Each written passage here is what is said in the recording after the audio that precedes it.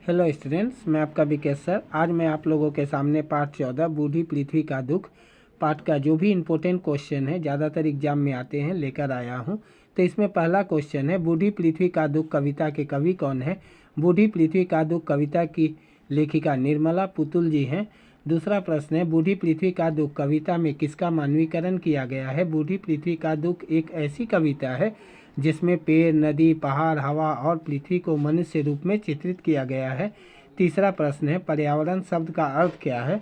तो पर्यावरण शब्द परि और आवरण से बना है, जिसका अर्थ है हमारे आसपास की प्राकृतिक स्थिति। चौथा प्रश्न है, कविता में मनुष्य किसे कहा गया है। जो अपने स्वार्थ को छोड़कर भय से चीखते पेड़ों के दुख को महसूस करे और इन्हें बचाने का प्रयास करे, उसे मनुष्य कहा गया है। पांचवा प्रश्न है, कविता में पेड़ की टहनियों की तुलना किससे की गई है। कविता में पेड़ की टहनियों की तुलना हजारों हाथों से की गई है।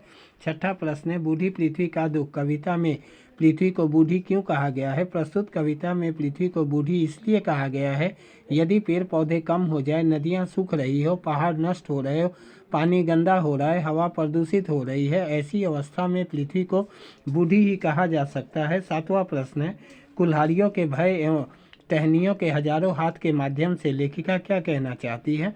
तो लेखिका कहती है कि पेड़ कुल्हाड़ी की चोट की आशंका से भयभीत होकर बचाव के लिए पुकार रहा है। पेड़ की कांपती हुई टहनियाँ मानव बचाव के लिए पुकारते हजारों हाथ है जो हमारी ओर उठे हो कि हम पेड़ को बचाएं।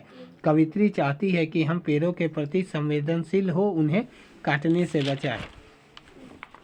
इसके बाद जो अगला प्रश्न है 8वां नंबर, मुंह ढाँपकर रोती नदी से कवित्री का तात्पर्य क्या है। कवित्री नदियों के घटते पानी, उनमें बढ़ते प्रदूषण को लेकर दुख प्रकट करती है और कहती है कि नदियों की पीड़ा यह है कि वे हमें जीवन भर जल देती है और हम उसे नष्ट कर रहे हैं, इसलिए वह आंतरिक रूप से पीड़ित होने के कारण मुंह ढाँपकर रो रही है।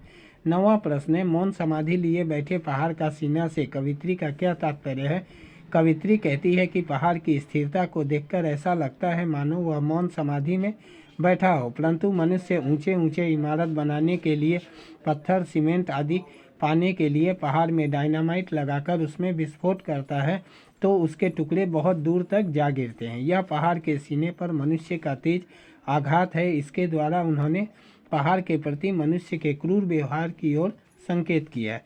10वां प्रश्न है, खून की उल्टियाँ करती हवा द्वारा कवित्री क्या कहना चाहती है। कवित्री कहती है कि बड़े बड़े कारखाने, उनमें बड़ी बड़ी मशीनें, धुआं, उगलती चिमनियाँ, सड़कों पर वाहनों की लंबी लंबी कतारें, वायु प्रदूषण से खुद वायु ही रोगी हो जाती है, इसलिए कवित्री ने हवा को खून की उल्टियाँ करते बताया है।